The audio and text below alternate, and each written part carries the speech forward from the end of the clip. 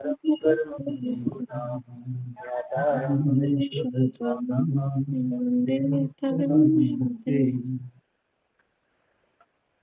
कर्ता कर्म मीमांसा का उपसंहार पढ़ रहे थे। जो राग द्वेष आदि है और नर नरक आदि पर्याय है, वे पुद्गल कर्मों का कार्य नहीं है, परंतु आत्मा में इनकी उत्पत्ति का मूल कारण अज्ञान भाव है।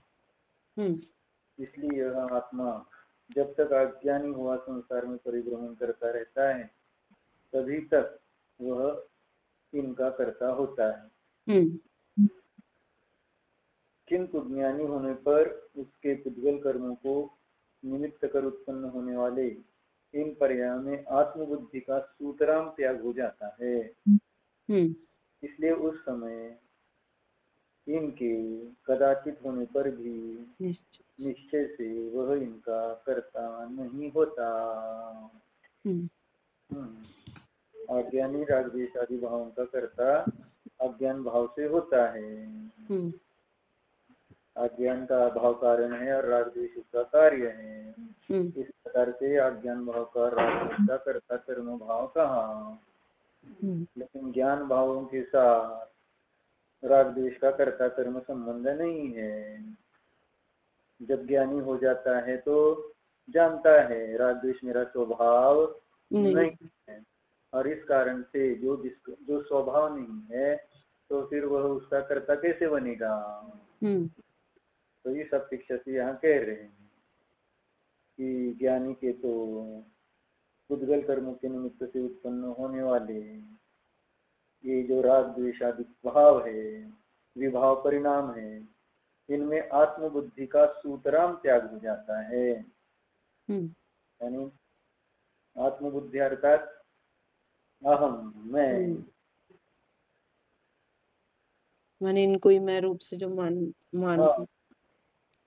यानी राग रूप से ही आत्मा का अनुभव करना, इस प्रकार का उसका सूतराम त्याग हो जाता है। सूतराम का अर्थ क्या है? भली प्रकार से, भली प्रकार, अच्छी प्रकार से त्याग हो जाता है। इसलिए उस समय इनके कदाचित होने पर भी, यानी चौथे गुण स्थान से लेकर 10वें गुण स्थान तक जितना भी जो राग शेष रह जाता है, वह देखा जाता हुआ भी वह ज्ञानी जो है वह ज्ञान भाव का ही कर्ता होता है, अज्ञान भावों का कर्ता नहीं होता। इस कारण से निश्चय से रागादि भावों का वह ज्ञानी कर्ता हो जाता है। श्रद्धान बदल जाता है ना, उसी का तो नाम है ना। मिथ्या दर्शन में तो यह सब पर भाव पर द्रव्यमय रूप से और मेरे रूप से मानता जानता है, और ज्ञानी होने पर इनमें मेरापन और मैंपना नष्ट हो जाता है। बस उनका ज्ञाता बन जाता रहता है। 75 गाथा में जो कहा, कम्मस्य परिणामम न कम्मस्य परिणाम न करेय तो हविनानि, कर्म के परिणाम और न कर्म के परिणाम को जानता है मात्र करता नहीं है, वह ज्ञानी कहलाता है। यद्यपि यह बात थोड़ी विलक्षण तो लगती है कि ज्ञानी जीव के कुछ काल तक ये राग द्वेष और नर नारकादि पर्याय होती रहती है ना। सम्यक तो होने के बाद भी जितना शेष संसार है ना, सम्यक्त्व के साथ, तो उसमें मनुष्य पर्याय, तिर्यंत पर्याय, नरक पर्याय, देव पर्याय, चारों भी पर्याय देखी जा सकती है। और उन पर्यायों के निमित्त से होने वाले राग द्वेष परिणाम भी देखे जाते, परंतु इसमें विलक्षणता की कोई बात नहीं है। कारण कि ज्ञानी जीव का जो स्वात्मा है वह न नारकी है, न तिर्यंत है, न मनुष्य है और न देव है, न मार्गना स्थान है, न गुण स्थान है और न जीव स्थान है, न बालक है, न वृद्ध है, न तरुण है, न राग है, न द्वेष है, न मोह है, न स्त्री है, न पुरुष है और न नपुंसक है। इसका न वह कारण है, न करता है, न कारिता है और न अनुमोदना करने वाला है। तो कर्म वह तो कर्म नो कर्म और विभाव भाव से रहित एकमात्र न्यायिक स्वभाव है। इसलिए वह ज्ञानी अवस्था में ज्ञानी अवस्था में अपने ज्ञायक भाव से तन्मय हुई एकमात्र शुद्ध पर्याय का ही कर्ता होता है। ज्ञानी अपने शुद्ध भाव का ही कर्ता होता है, अशुद्ध भाव का कर्ता नहीं है। नारक आदि रूप परात्मा का तन्मय होकर कर्ता नहीं होता। और यह ठीक भी है, क्योंकि जिस समय जो जिस भाव रूप परिणमता है वह उस समय उसका कर्ता होता है। ज्ञानी की चल रही थी ना, नारक आदि रूप परात्मा का तन्मय होकर कर्ता नहीं होता। और यह ठीक भी है, ऐसा कह रहे हैं, क्योंकि जिस समय जो जिस भाव रूप परिणमता है वह उस समय उसका कर्ता होता है। तो और नारक आदि भाव परात्मा का तन्मय वो समान जातीय द्रव्य पर्याय रूप जो अवस्था है और उसको निमित्त करके जीवादि के भाव है। नरक आदि भाव भी होते हैं उन पर्यायों के साथ। नरक पर्याय के साथ नरक भाव, तिर्यंच पर्याय के साथ तिर्यंच भाव, मनुष्य पर्याय के साथ मनुष्य भाव होते ही ना।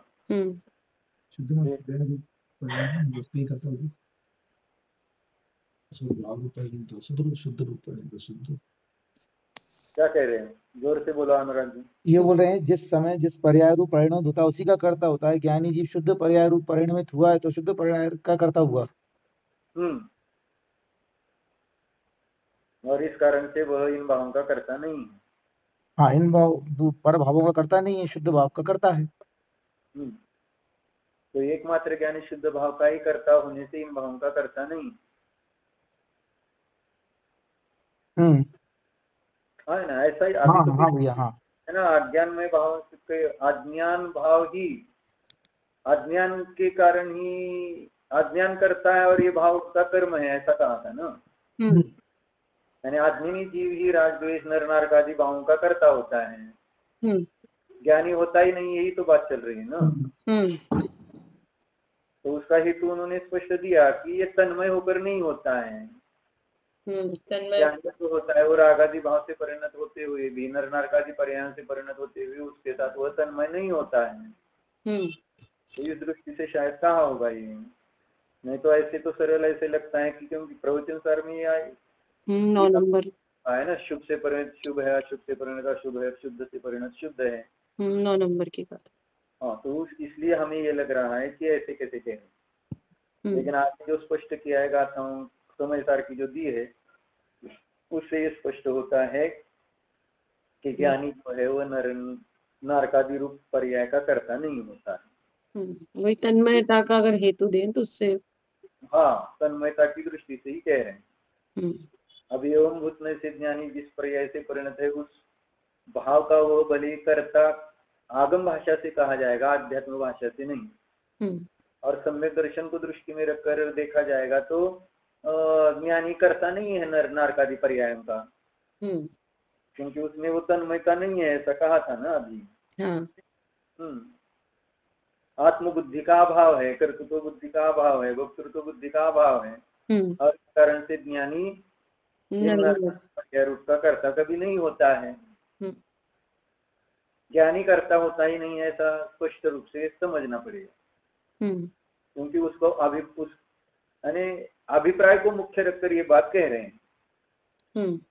अभिप्राय बदल गया तो विषय बदल गया है, ऐसा आगम भाषा तो ये कहेगी कि जब तक राग है तो उस समय वह कर्ता कहलाएगा, अन्यथा उसके बंध नहीं होगा और उस बंध का उसको फल भी नहीं मिलेगा।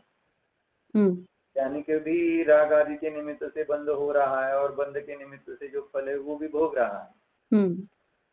लेकिन अभिप्राय में अब उसका वह करता नहीं रहा है, क्योंकि आत्मबुद्धि का अभाव हो गया है। राग द्वेष भाव में और मैं इनका करता या मैं उसका स्वामी। इसलिए वो स्पष्ट गाथाएं जो दिए उससे स्पष्ट होता है। इसी बात को स्पष्ट करते हुए आचार्य कुंद ने समय प्रावृत में कहा, कनयमया भावादो जायन्ते कुंडलादयो भावा, अयमया भावादो जल जायन्ते कड़यादि। अन्नान्मया भावानानिनो बहुधा विजायन्ते नानि सदुनान्मया सव्ये भावान्तः होन्ति। ज्ञानी के सभी भाव ज्ञानमय ही कहलाते हैं और अज्ञानी के सभी भाव अज्ञानमय ही कहलाते हैं। इस अपेक्षा से वो वहाँ का ऊपर इस समय जो भाव जो जिस भाव रूप को ज्ञानी ज्ञान में भाव से ही परिणमता है, इसलिए वह अज्ञान भाव का ऐसा नहीं बन सकता है। जिस प्रकार सुवर्णमय भाव से सुवर्णमय ही कुंडलादि भाव उत्पन्न होता है होते, और लोहमय भाव से लोहमय कटक आदि भाव उत्पन्न होते हैं। इसी प्रकार अज्ञान के बहुत प्रकार के अज्ञान में भाव उत्पन्न होते हैं और ज्ञानी के सब भाव ज्ञान में ही उत्पन्न होते हैं।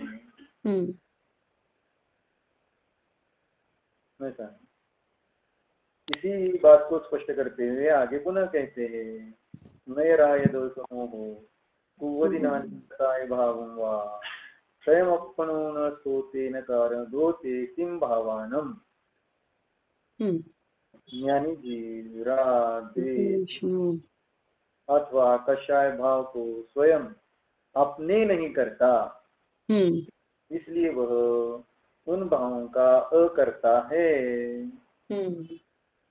नीचे टिप्पणी दी है, तात्पर्य यह है कि सम्यक दृष्टि के श्रद्धान में रागादि भाव मेरे है ऐसा अभिप्राय नहीं रहता, इसलिए वह उन रागादि भावों का अकर्ता है।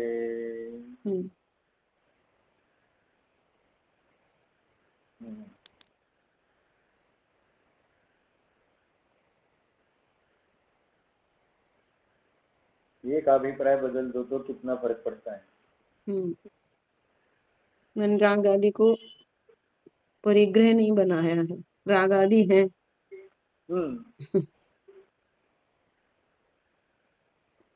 विचार करने जैसी बात है।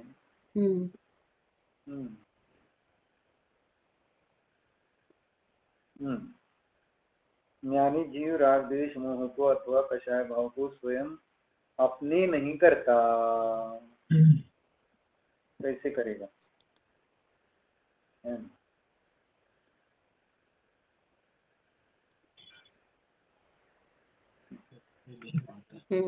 ससुराल वाले कभी अपने हो सकते हैं क्या? क्यों नहीं आता है? ससुराल वाले कभी अपने हो सकते हैं?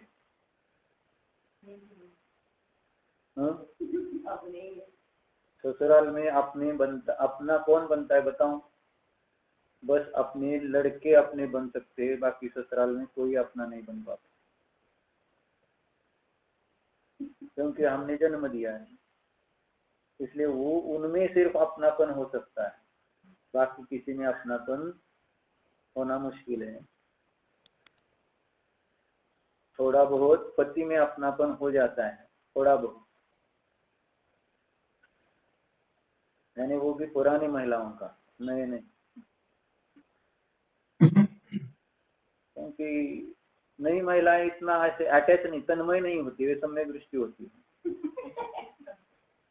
वो जानती है पति मेरा कुछ नहीं लगता और पति से मेरा यानी पति से मेरा चलता है, ऐसा नहीं है, वो न भी हो तो मेरा काम चलने वाला।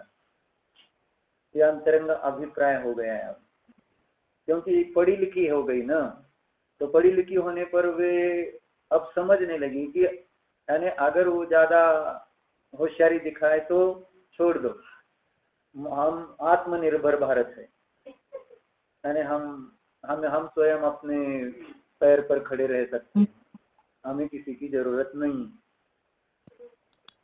ऐसा थोड़ा सा अभिप्राय बदल गया है। इस कारण से पति के वियोग में वैसा दुख नहीं होता जैसे पहले महिला एकदम यानी सर्वस्व समाप्त हो गया है इसमें। इसलिए पहले महिलाओं की जल्दी जल्दी भी उनके पति मर जाए तो भी पूरी आयु वो विधवा बनकर रह सकती है, रह सकती थी, है ना। हमारे घर में थी एक काकी माँ, उनका पति तो है ना, उनकी शादी उनको आया था 10-11 साल की उम्र में उनकी शादी में, और पति होगा 14-15-16 साल का, और वो मर गया शादी के बाद, और पूरी आयु उन्होंने ऐसे ही बिता दी। काफी हाँ है ना। अच्छा हाँ, यहाँ एक महिला बता रही है कि उनकी माँ थी, माँ मतलब दादी, तो दादी की उम्र 9 साल की और दादाजी की उम्र थी 40 साल की। हाँ, तो मर गए क्या? पति मर गए 9 साल की। चर्चा किस पर से निकली थी?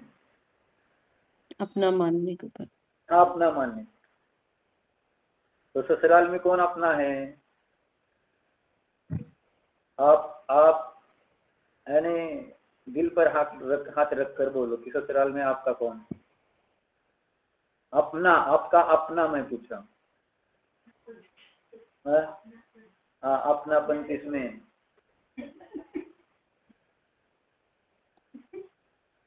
क्यों प्रणीता जी, क्या हुआ? हाँ भैया, बता नहीं पा रहे? कौन है आपका? कौन है ससुराल में आपका? कौन है? सब अपने हैं। नहीं, कहने के लिए नहीं मैं बोल रहा हूँ, मानने की अपेक्षा थी।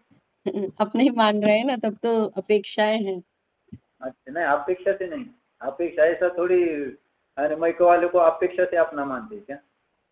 मैके वालों को किस अपेक्षा से अपना मानते हो?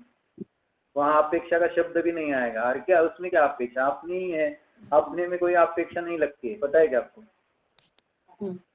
जब अपने ना हो तो अपेक्षाएं लगेगी। अपनों से ही अपेक्षाएं होती हैं, दूसरे से नहीं होती। दूसरा कोई करे या ना करे हमारे लिए हमें फर्क नहीं अच्छा, पड़ता। आपने अपेक्षा का शब्द अर्थ ही बदल दिया। अपेक्षा यानी आपने तो अपेक्षा माने, हम तो नए की अपेक्षा बोल रहे थे। अपेक्षा आपने तो अपेक्षा माने इच्छा है बोल रहे हैं हम।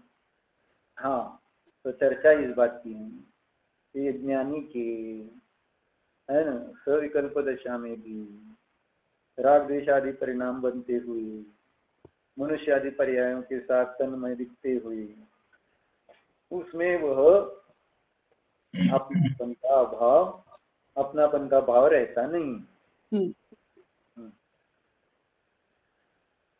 और इस कारण से वह उनका कर्ता भी नहीं कहलाता है।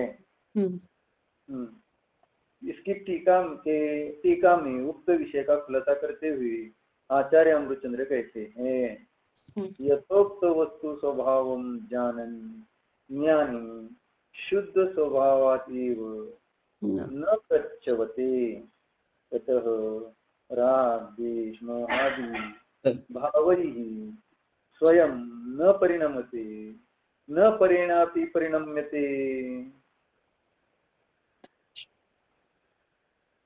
ततः संकोत्कीर्ण ज्ञायक स्वभाव ज्ञानी राग द्वेष मोहादि भावानां अकर्ता एव इति नियमः। चंद्राचार्य जी की टीका अच्छी लगती है पढ़ने में भी। यथोक्त वस्तु स्वभाव जानन, ज्ञानी जो ज्ञानी है वह क्या करता है ना, जानता है। किसे जानता है? वस्तु स्वभाव को जानता है। वस्तु स्वभाव को किस प्रकार से जानता है ज्ञानी? इस प्रकार से यथोक्त, जैसा जिनेन्द्र देव ने कहा है वैसा ही जानता है ना। यथोक्त जिनेन्द्र देव ने जैसा वस्तु का स्वभाव है वैसा ही कहा है, इसलिए यथोक्त शब्द का यहाँ प्रयोग किया है। अन्य के द्वारा कहा गया होता तो यथोक्त शब्द का प्रयोग उचित नहीं होता, लेकिन जिनेन्द्र देव के ज्ञान में वस्तु का स्वभाव जैसा है वैसा प्रतीति में आता है, इसलिए उनके द्वारा जो वस्तु का स्वभाव कहा गया है, जिनेन्द्र देव के द्वारा जो वस्तु का स्वभाव जाना गया और वैसा ही कहा गया, ऐसे वस्तु के स्वभाव को ज्ञानी क्या करता है? जानता है।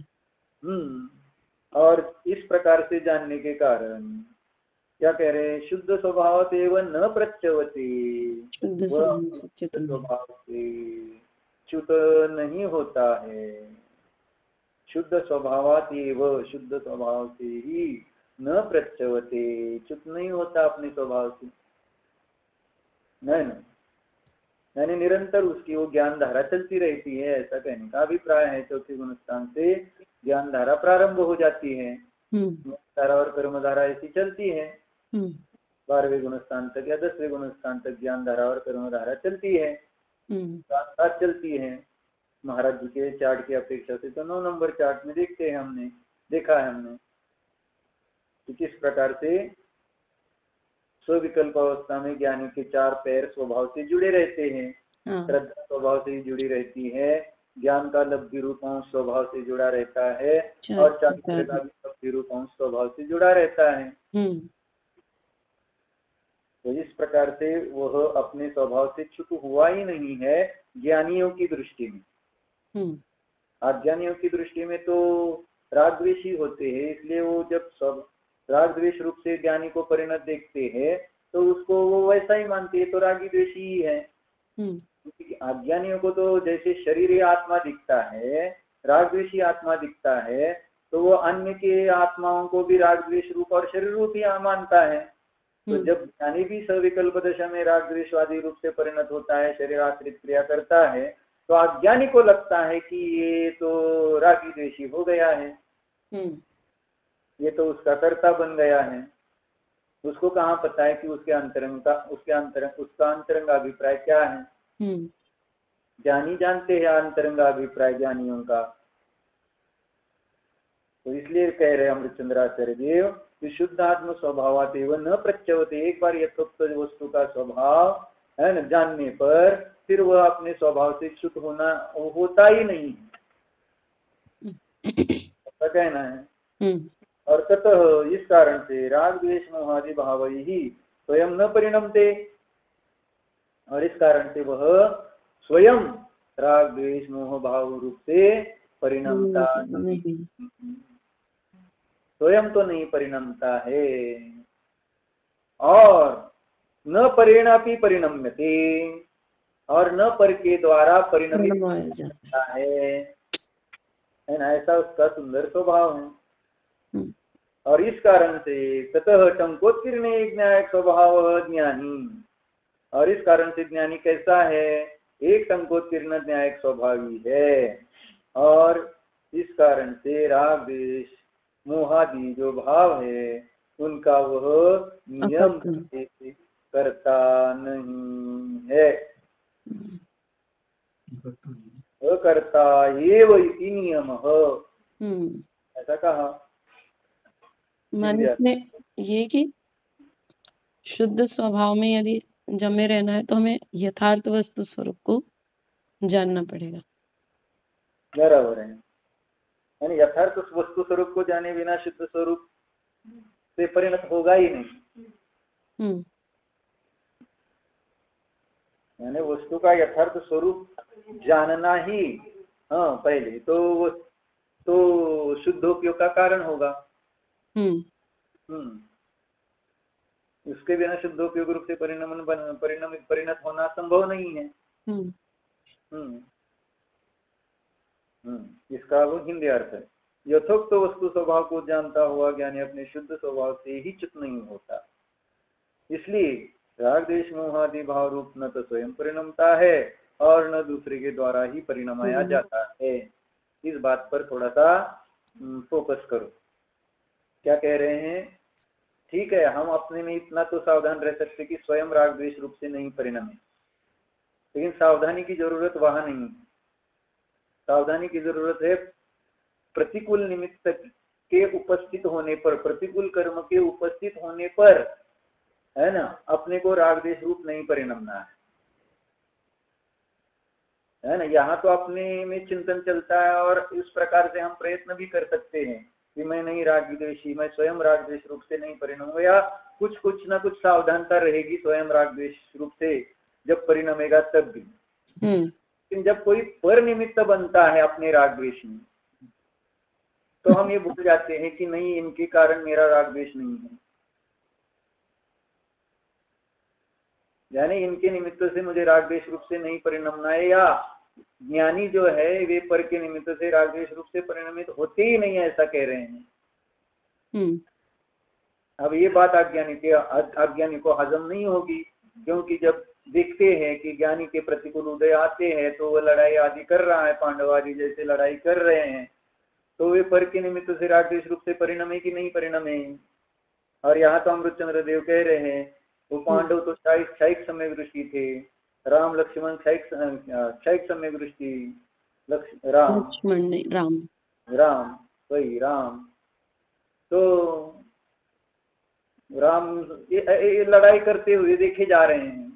तो सीता के निमित्त से राम का है ना रोना, लड़ाई करना, लक्ष्मण के निमित्त से रोना, या अपने उनके लव कुश के दीक्षा लेने के निमित्त से शोक करना, सीता के निमित्त से शोक करना दीक्षा के निमित्त से, तो ये परिणाम देखे जा रहे। तो पर के कारण वह राग द्वेष रूप से शोक आदि भावों से परिणमित होता हुआ देखा जा रहा है। लेकिन ज्ञानी से पूछे तो ज्ञानी कहेंगे कि नहीं,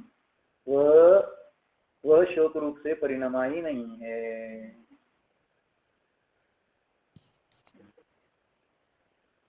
क्योंकि आत्मबुद्धि का अभाव होने से मूलतः ये कारण है।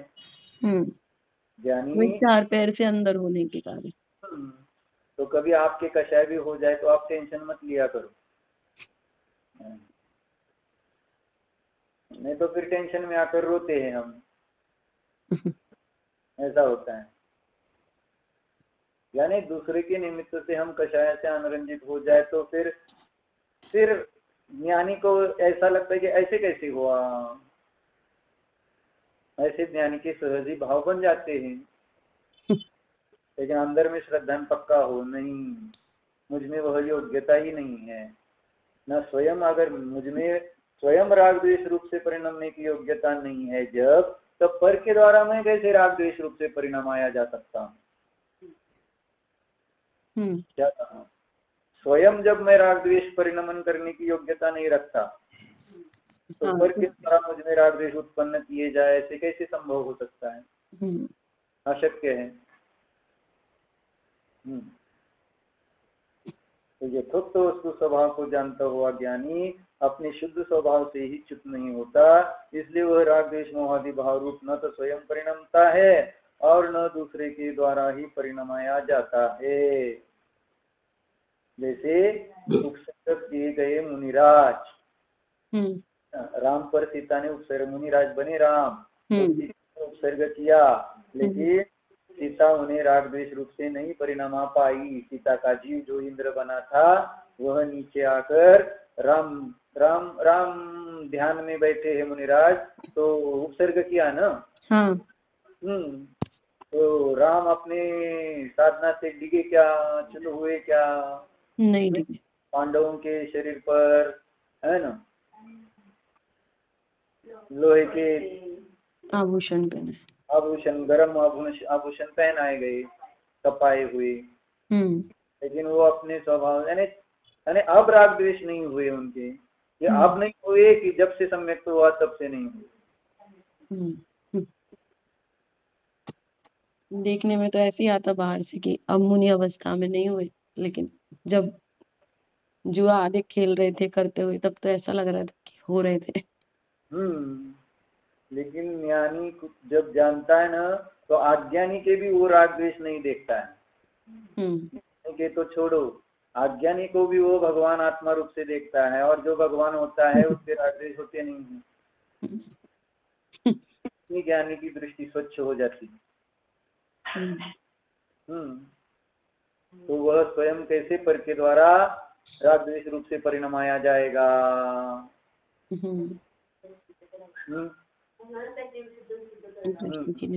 परिणामों की विशुद्धता बढ़ती जाती है। दृष्टि की निर्मलता चाहिए बहुत।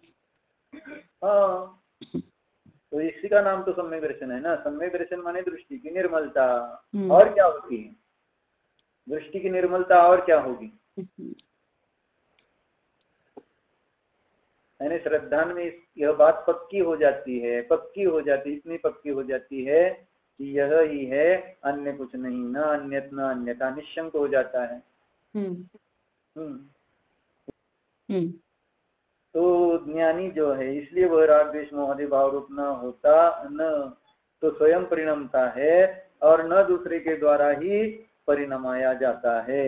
इसलिए टंकोत्कीर्ण एक न्यायिक स्वभाव रूप ज्ञानी राग द्वेष मोह आदि भावों का अकर्ता ही है, ऐसा नियम है।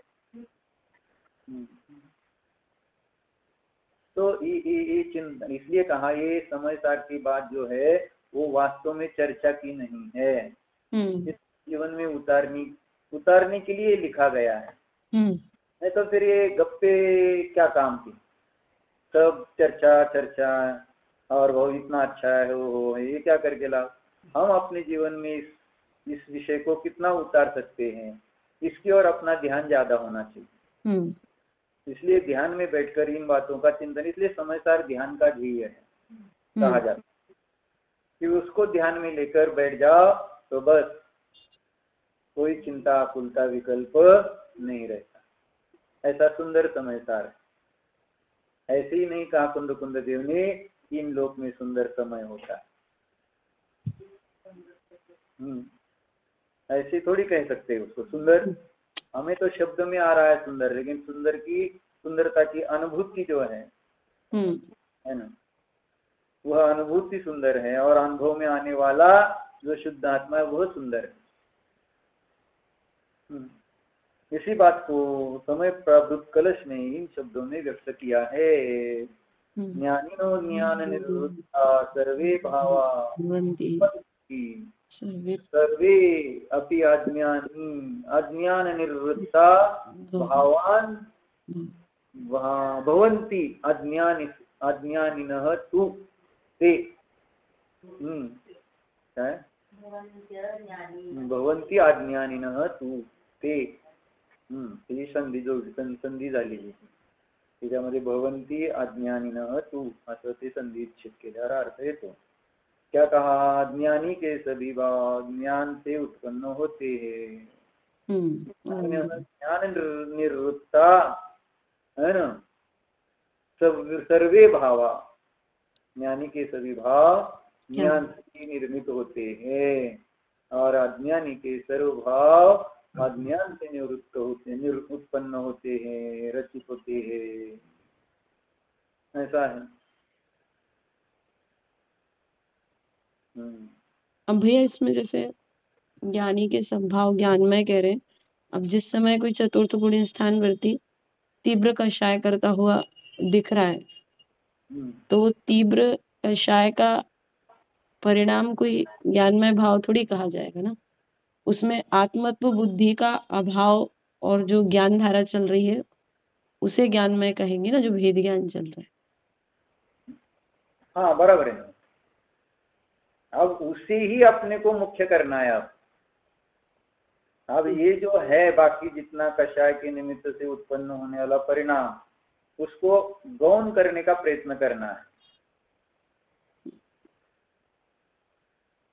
यानी मेरा वह कार्य है ही नहीं, इस प्रकार से अपने को अपने अंतरंग अभिप्राय के द्वारा समझाते रहना है। तीव्र कषाय होने पर भी, कृष्ण लिष्या से परिणत होने पर भी। लेकिन जब कर्म का जैसे तीव्र उदय होता है तब तो बुद्धि चलती नहीं ना। हाँ ठीक है ना। तो तब कैसे उसको ज्ञानमय कहेंगे? ज्ञानमय हमने अभी चर्चा आप नहीं बताए ना, आत्मत्व बुद्धि का भाव नहीं, तो तब तो वो आत्मत्व बुद्धि रूप से माने कुछ चल ही नहीं रहा है, बस कर्म का उदय कई कार्य चल दिख रहा है, चल रहा है, तब की में क्या करेंगे? ज्ञानी नहीं तो अपने इंद्रिय ज्ञानी जीवों की अपेक्षा से हम आप कह रहे हैं, क्योंकि हमें तो जो चारित्र मोह के तीव्र उदय के निमित्त से उस क्रोधादि भाव से परिणाम ही अनुभव में आ रहे हैं। उस समय जो श्रद्धा ज्ञान का जो कार्य, इसलिए तो करना नियोग पढ़ना है। करना नियोग के द्वारा यही तो बातें स्पष्ट होती जाती हैं, क्योंकि द्रव्यान योग या है ना, इसके द्वारा हमें तो जो बुद्धिपूर्वक कार्य चलता है उसी को हम वस्तु समझते रहते हैं।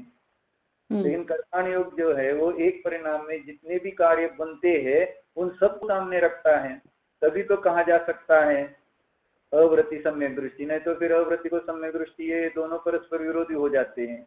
एक जगह असंयम है और दूसरी जगह सम्यक दृष्टि। असंयम और सम्यक दृष्टि परस्पर विरोधी धर्म हो जाएंगे।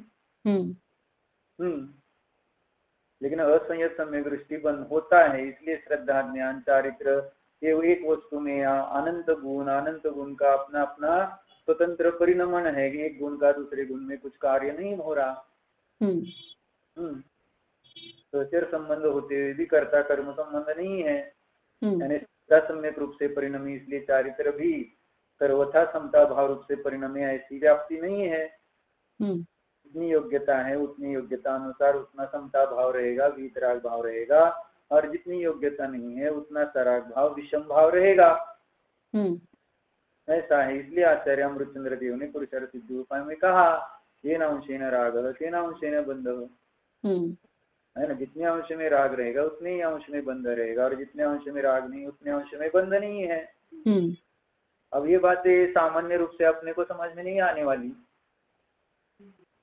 क्योंकि हम एकदम स्थूल बुद्धि वाले होते हैं, और स्थूल बुद्धि वाले से जो प्रतीति प्रत्यक्ष इंद्रियों से मन से प्रतीति में आता है उसको ही सत्य मानने लगते हैं।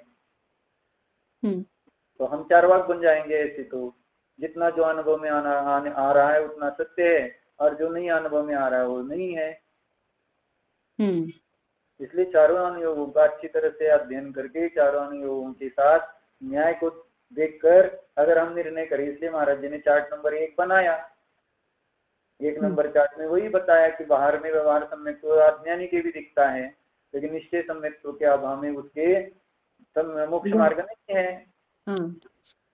और ज्ञानी के निश्चय व्यवहार मोक्ष मार्ग भी है, और निश्चय मोक्ष मार्ग भी होता है, इसलिए उसके मोक्ष मार्ग है।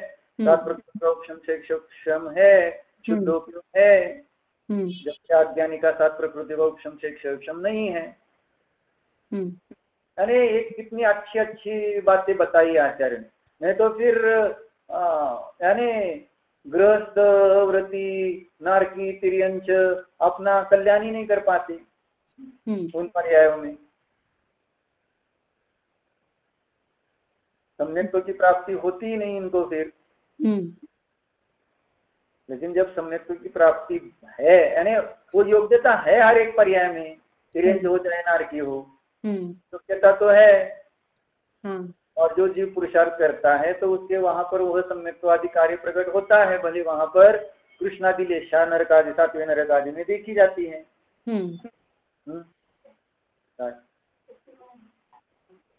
शक्ति ने पर्याय में परिणत कृष्णादि लेशा से है तो भी वहां सम्यक्त्व प्रकट करता है। अब ये चमत्कार ऐसा ही है, ये किसी ने बनाया नहीं। हम मनुष्य होकर और तत्व ज्ञान का थोड़ा सा अभ्यास करने पर फिर हम अपने नए नए सिद्धांत बनाने लगते हैं, अपनी ओर से सिद्धांत बनाते जाते हैं। इसलिए फिर वो सारा आ जाता है, अन्य अनित्यावक्ष साथ में जोड़ दिया जाता है सम्यक्त्व की। यानी सब अपने अपने हिसाब से, इसलिए कहा ना सबका थर्मामीटर अलग अलग बन जाता है। आगम का थर्मामीटर सब जगह लगना चाहिए, न कि तुम्हारा हमारा। आप क्या समझते हो, आप कैसे परिणाम आचरण करते हो, तो वैसा आचरण सब करे तो सब सही और नहीं करे तो सब गलत। इस प्रकार से न्याय नहीं है, ये तो अन्याय होगा। सब अपनी अपनी योग्यता के अनुसार करते रहते हैं, लेकिन हम अपने से हीन थोड़ा सा चारित्र पालन करने वाले की ओर देखते तो तुरंत बोलते इसको धर्म समझ में नहीं आ रहा। अपने से थोड़ा अधिक करने वाले हो तो वो अधिक करने वालों को भी समझ में नहीं आ रहा। यानी दूसरों की तरफ हम फिर द्वेष बुद्धि से अगर देखने लगे, यानी मैं जो कर रहा हूँ उतना ही सही धर्म है और बाकी का जिसका जो धर्म बन रहा है वो सही नहीं है। यानी हमें थोड़ा स्वाध्याय में इंटरेस्ट है तो हम स्वाध्याय कर रहे हैं, और कोई वहां पर पूजा प्रक्षाला पूजन अर्चन में रुचि रख रहा है तो उसका धर्म गलत और अपना सही है, ऐसा थोड़ी हो सकता है। और कोई बाह्य आचरण व्रत नियम आदि का पालन कर रहा है तो किसका सही और गलत, किसी का सही गलत कहना इतना जल्दी नहीं करना। बाह्य आचरण देकर, क्योंकि एक एक गुण स्थान में असंख्यात लोग प्रमाण भेद है। एक पांचवी गुण स्थान में एक प्रतिमा में देखो तो भी असंख्यात लोक प्रमाण भेद है आचरण के हिसाब से। तो कम ज्यादा आचरण रहने वाला है, इसलिए उसमें इसलिए अभ्यास करो तो ये अपने आप दृष्टि आ जाएगी कि किस प्रकार से है। तो किसी को दोष या किसी की निंदा, किसी से द्वेष, ऐसा ऐसा भाव नहीं आएगा। सब अपनी अपनी योग्यता अनुसार अपना अपना धर्म करने का कार्य कर रहे हैं। मैं अकेला ही शाना हूं और बाकी सब मूर्ख है, ऐसा नहीं। यानी क्रियाओं की अपेक्षा से या आचरण आदि की अपेक्षा से या ज्ञान आदि की अपेक्षा से हम जब देखने तुलना करते रहते हैं, तब हमें अपना नया सिद्धांत नहीं बनाना है।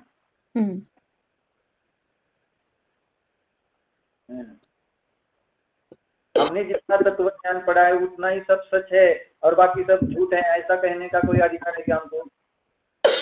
क्योंकि शास्त्र आगाध है, अपने पास आया कितना है और हम दूसरे का सब सर्वथा गलत किस आधार से कहते हैं? तो विचार करना पड़ेगा। यानी ज्ञान कम ज्यादा हो, आचरण कम ज्यादा हो तो द्वेष बुद्धि रखना नहीं है। अगर सम्यक तो हो गया है तो हमें तो समता बुद्धि आनी चाहिए। ठीक है, वह अपनी योग्यता से कर रहा है, जैसी योग्यता है वैसी कर रहा है, वो अपनी योग्यता से कर रहा है ना। तो अपने को द्वेष करने की क्या जरूरत है, निंदा करने की क्या जरूरत है, दोष देने की क्या जरूरत है? हम अपने अपने परिणामों को सुधारने और बिगाड़ने का विचार कर रखना चाहिए। दूसरे का क्या हो रहा है, क्यों नहीं हो रहा है, जितना अच्छा हो रहा है उतना अच्छा मानकर बस आगे चलो, बुरा देखो मत। गांधी जी ने कहा है बुरा मत देखो, बुरा मत सुनो, बुरा मत कहो। बस ये जिन धर्म का सिद्धांत ही। तो सहजता रहनी चाहिए, बस इतना है। बाकी बात नहीं करते। ओम ज्ञानी सच्चिदानंद स्वरूपी मैं आत्मा हूँ।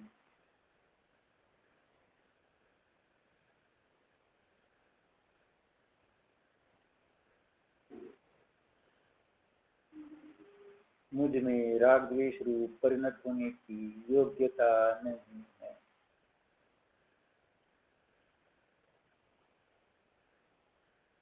मैं स्वयं राग द्वेष रूप परिणमने वाला नहीं।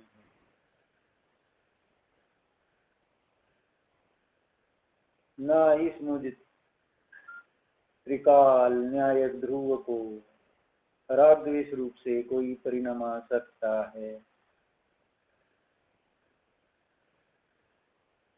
मैं सुंदर हूँ,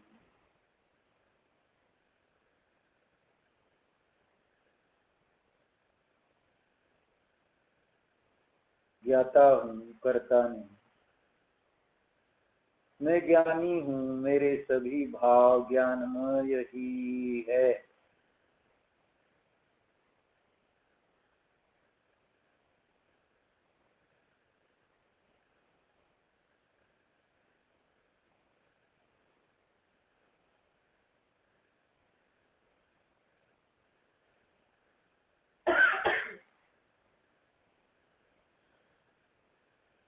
तो